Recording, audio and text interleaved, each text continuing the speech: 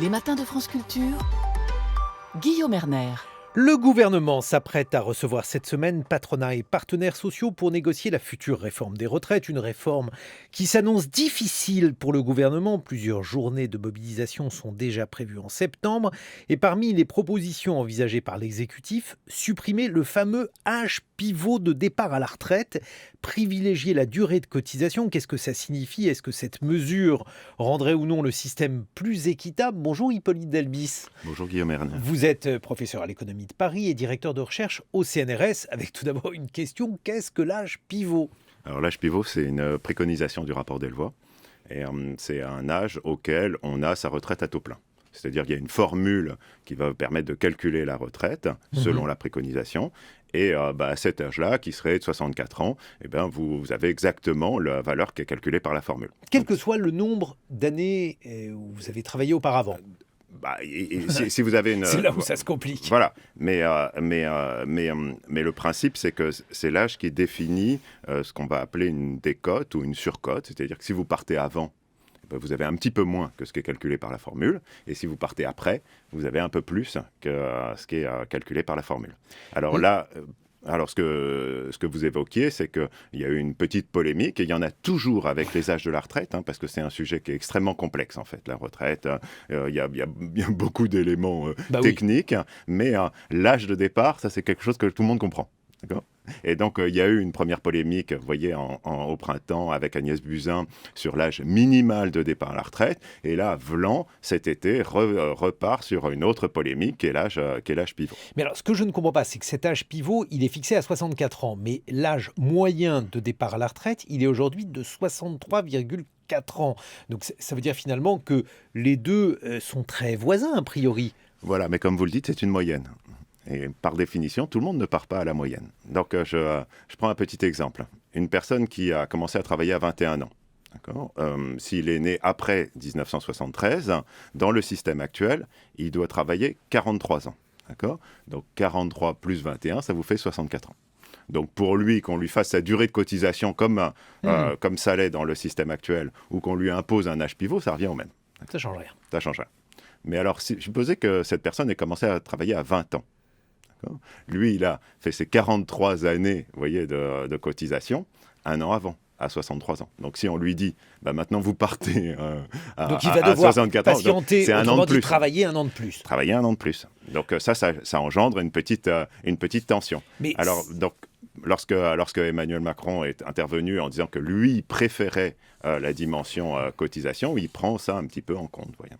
Donc, on est plus sur un système du coup qui serait individualisé avec le parcours, vous voyez, de cotisation qui compte, non seulement les montants que les personnes vont abonder dans le système, combien ils vont cotiser, mais aussi la durée de cotisation. On reste sur une dimension individuelle, alors que dans l'esprit, peut-être des préconisations, c'était de continuer la simplification et de donner cet âge, si je puis dire, pivot, mais on pourrait dire cet âge totem. C'est, voilà, en fait, vous allez partir vers 64 ans. Mais alors, pour complexifier le tout, Hippolyte Delbis, on se dit qu'aujourd'hui, avec le chômage, la complexité des carrières professionnelles, il est rare d'entrer dans la vie active à 20 ans, 21 ans et d'en sortir à 64 ans en ayant eu une carrière linéaire. Alors, qu'est-ce qu'on va faire ?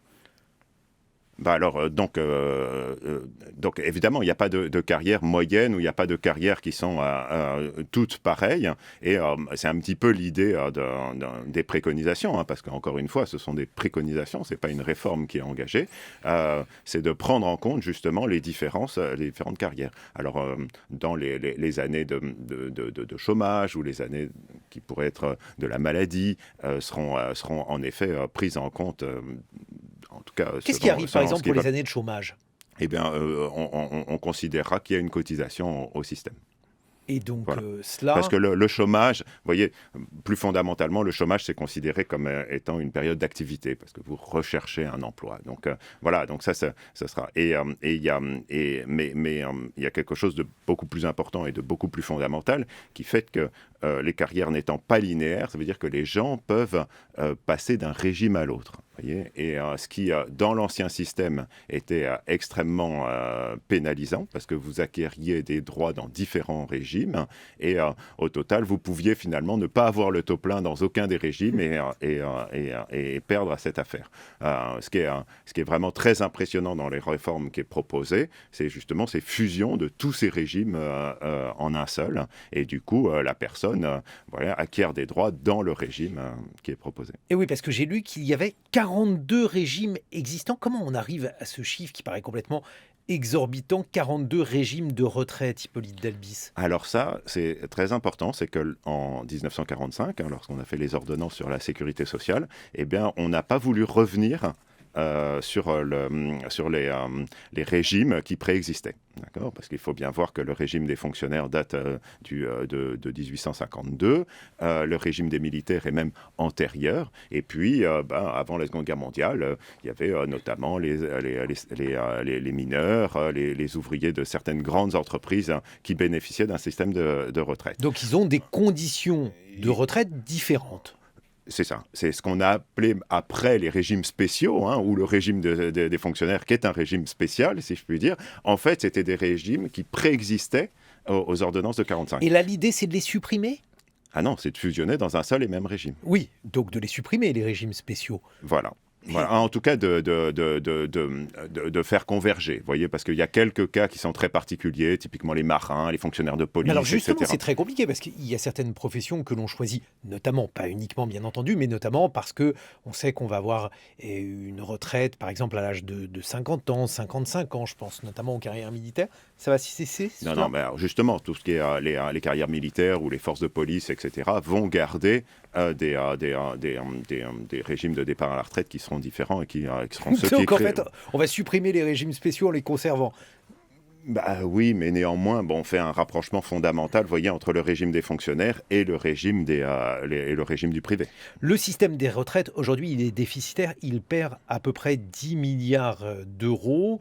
L'idée, c'est d'aller vers un équilibre. C'est impossible, Hippolyte Dalbis?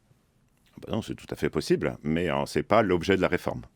L'objet de la réforme, c'est de créer un seul et unique système. D'accord ? Peut-être pour qu'il soit plus juste, ou pour que, selon la rhétorique, si je puis dire, du haut-commissaire ou du gouvernement ou du président Macron, pour que ce soit plus lisible et que les gens adhèrent, vous voyez, au système. Donc l'idée, c'est pas de faire des économies, ou plus exactement, d'avoir un système qui tendrait vers l'équilibre. Pas selon cette réforme. Bien sûr que c'est l'idée fondamentale et c'est l'idée importante pour les retraites, parce qu'un système qui accumule des déficits, c'est un système qui est potentiellement instable et qui peut disparaître. Et la vraie injustice intergénérationnelle, ce serait que certains, vous voyez, cotisent au système et ne bénéficient pas de retraite. Donc si vous accumulez des déficits, il y a potentiellement un souci. Néanmoins, les différentes réformes paramétriques qui ont été faites jusqu'à présent ont permis de rééquilibrer. On reste sur un système qui est toujours en déficit, mais l'enjeu principal, en effet, c'est cela. Merci beaucoup. Hippolyte Dalbis, je rappelle que vous êtes professeur à l'économie de Paris et directeur de recherche au CNRS.